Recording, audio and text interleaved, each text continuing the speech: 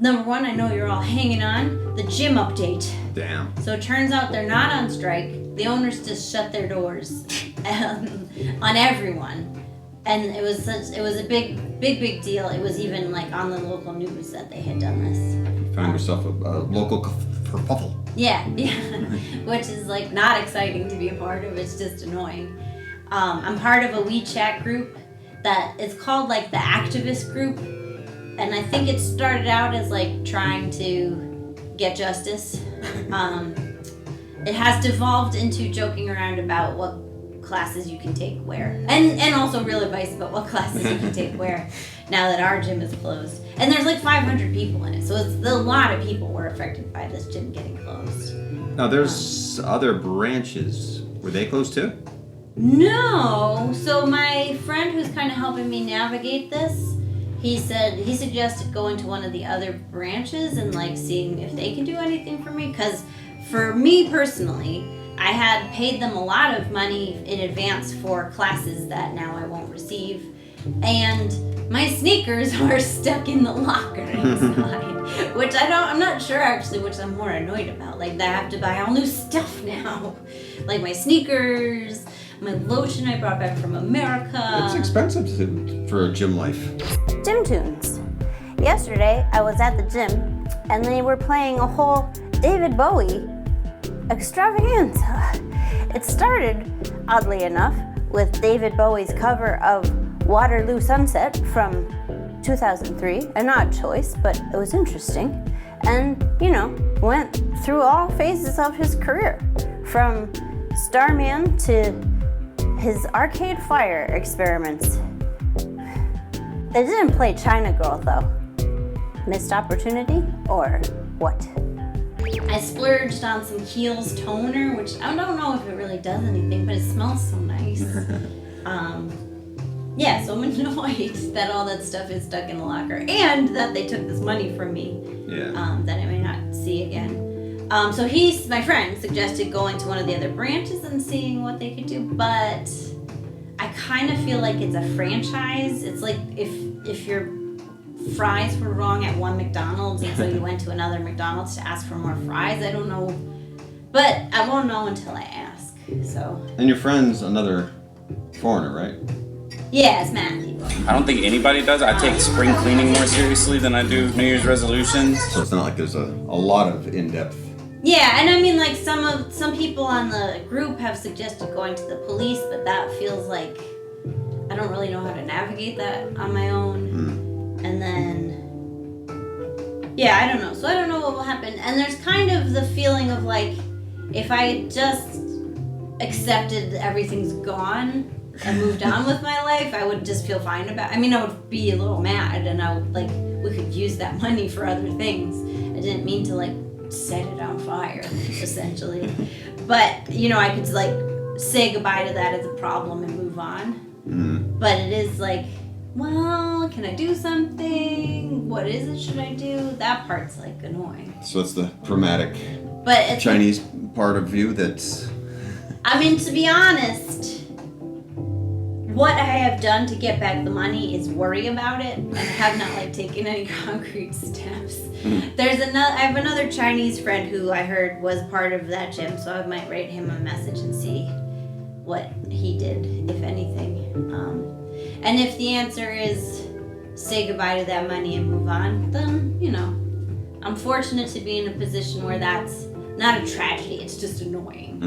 The other thing is, so my trainer, I felt so bad for him that he wasn't, I think they stiffed all the staff on their last paychecks. And in China you get paid monthly, so it could be a fairly big paycheck that he didn't get.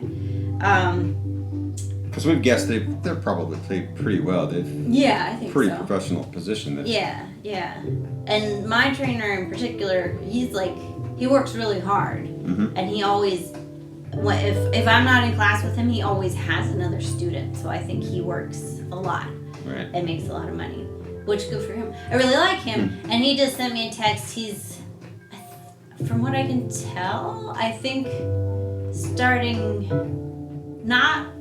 I'm confused because my Chinese isn't that great, but I think he's starting personal training as a program. Like maybe they have a workout room, but it's not part of a gym, I think.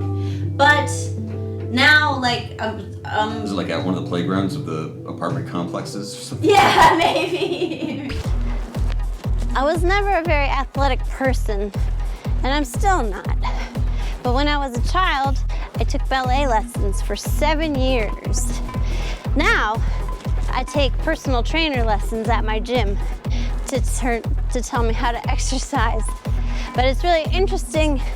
Some of the moves we do have such a strong muscle memory from dance. Like for example, this leaping one.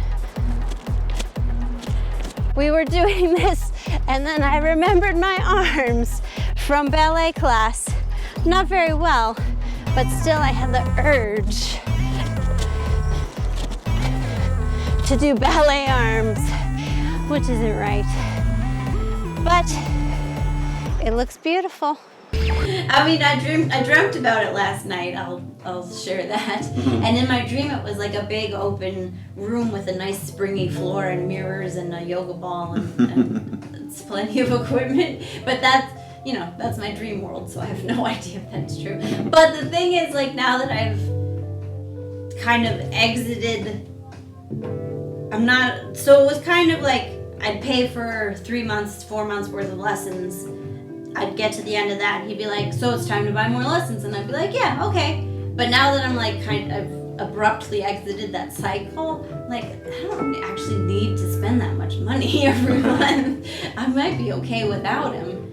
And you take a lot of like online tutorial stuff. Well, yeah, so I downloaded an app, which I'm sure everybody out there who does a job loves to hear that. I downloaded an app that has all these workout routines, and they're really good. They look like they have a good variety, and they have, like there are plenty of classes you could download, because part of the problem of like do it yourself is I don't know what to do, so I'll end up like doing the same routine over and over again, which gets boring. And then also you don't progress because I'll be stuck at like whatever fitness level I was then.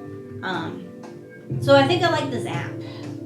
And it's not free, which I feel a little bit better about, but it's not like I'm paying a real person $50, $150 a week to work me out. How about we go to your trainer? We'll tell him if he's got a studio, we'll set up a whole TV studio and we'll film we give him a YouTube channel that we'll secretly put on through VPNs and on Youku and I'm liking this plan. Except free training. Then, like, I don't think I would be the one chosen to be in the training videos. Unless you need someone who's, like, barely hanging on in the back. So you, the viewer... Well, you make it multicultural. So you have one Chinese person, we have so you. He does it, expert. Someone else does it to show another perspective. But he needs students. And I'll be the one that the viewer can identify with, who's like, okay, I'm coming.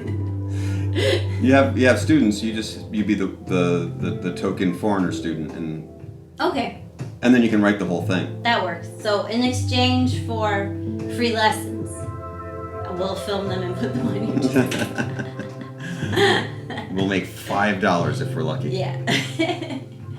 But yeah, so that's now I'm experimenting to see, because he taught me good form and everything, and he's built up my endurance. So now, like, I still feel super out of shape, even though I'm stronger than I ever have been in my life. Is any of that your allergies? It might be. Smog? It might be. Yeah, I mean the breathing issues are challenging. But not in a like, oh my god, I'm gonna die kind of way. Just like, I thought I was more in shape than this, but I guess that's the point of like, if you want to improve, you have to do something that's challenging. If it was too easy, then it's not hard enough. That's how the trainers get you. Yeah. You have to keep paying because they keep making it harder while you're not looking. Yeah, but this app is hard enough, so we'll see. We'll see if I can keep up the motivation to keep doing that. And I might join another gym that has yoga classes. because I enjoyed that. There you go. But yeah, so that's gym update. It's an annoying upheaval, but change happens. So probably nothing will happen, and that'll that. Yeah, I mean, I might ask Jeff what he did, and then Yeah. I'll just buy new sneakers. It's a shoes update. I was so proud of my tiger sneakers as dramatized in a recent Uncle Foreigner dramatic scene. But after I bought those shoes, I looked around me and noticed everyone in Luzhou bought those same sneakers. Some of them are knockoff, not the name brand, but everyone got the red, white, and blues, just the same as me. So everywhere I go, be it school, the gym, the grocery store, the elevator in my building, there will be someone else who has the same pair of sneakers on. My students are very proud to have the same sneakers as teacher Emily. I have other sneakers, but they don't quite fit right because they're big enough, but the toe box isn't big enough. Toe box. Is You that know, what like that's called? this part. Uh-huh. Which I've never had as a problem before because in America I have small feet, but in China I have big feet. In America, I have the greatest feet. You do have the greatest. Your little toe sticks out like a crazy I man. was making more of a Trump reference, but Oh. Yeah, I don't like to think about that guy.